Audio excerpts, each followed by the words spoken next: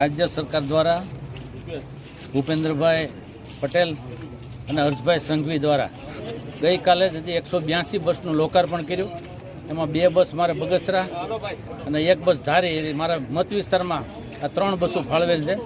ત્યારે આજે એ બસનું અમે લોકાર્પણ કરવા માટે ભાજપના તમામ કાર્યકર્તાઓ અને એસટીના સ્ટાફ પછી આજે લોકાર્પણ કરી છે. આ બંને બસ બગસરાથી દાહોદ ચાલવાની છે અને પેસેન્જરોને પૂરો ન્યાય મળે અને એનું પૂરું વળતર બધાને મળે અને એકે પણ રૂટ બંધ ન થાય એના માટે આ સરકારશ્રીએ વિનંતી કરી છે કે નવા રૂટ પણ શરૂ કરવા હોય લાંબા તો એ પણ અમને રજૂઆત કરજો તો અમે કરી દઉં. આપણે આમ તો અહીંથી ચાલુ જ છે, કદાચ બીજા કોઈ રૂટ ચાલુ કરવા હોય તો અમને ગમે ત્યારે કહેજો.